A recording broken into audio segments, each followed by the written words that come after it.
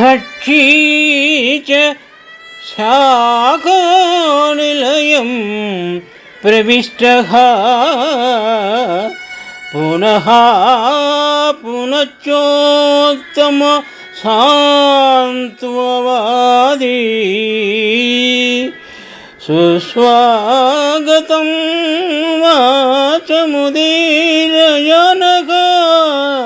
పునః పునశ్చోదయతీవ పురుష్టః.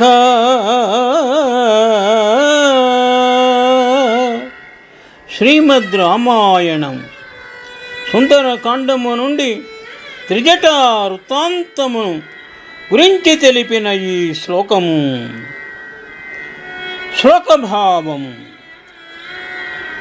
ఒక పక్షి కొమ్మపై ఉన్న గూటిలో కూర్చుండి మాటి మాటికి ఊరడింపు మాటలు పలుకుచూ చాలా ఉత్సాహముతో కూడినదై స్వాగతవచనములు పలుకుచూ రాముడున్నాడు, రాముడు రానున్నాడు అని సీతకు చెప్పునట్లున్నది.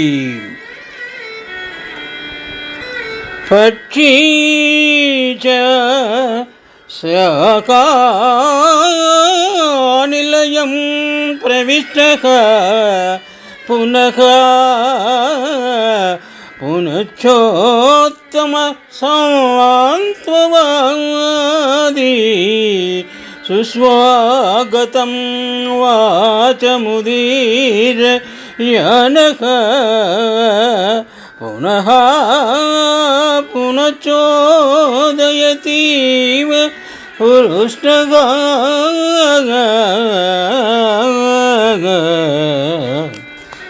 శ్రీమద్ రామాయణం సుందరకాండములోని నుండి ఈ శ్లోకము గ్రహింపబడినది.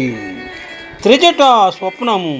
రామునకు విజయము, రాక్షసులకు వినాశము వచ్చునని ఆ స్వప్నమునందు సూచన లభించినది అని ఈ విధముగా త్రిజట పరిసర ప్రాంతములో ఉన్న రాక్షసులకు సీతాదేవికి తెలియనట్లుగా తెలిపినది. పక్షీ చ శాఖానిలయం ప్రవిష్టః పునః పునశ్చోత్తమ సాంత్వవాది సుస్వాగతం వాచముదీరయనః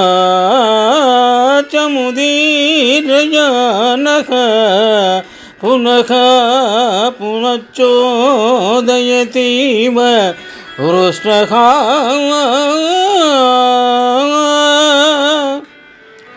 ఈ విధముగా పక్షి ధ్వనులను బట్టి రాబోవు శుభములను అశుభములను కూడా తెలుసుకుని పద్ధతి పూర్వము చాలా ప్రచారములో ఉండేది.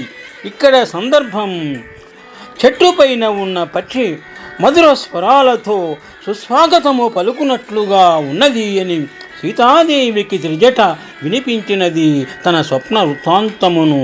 శుభం.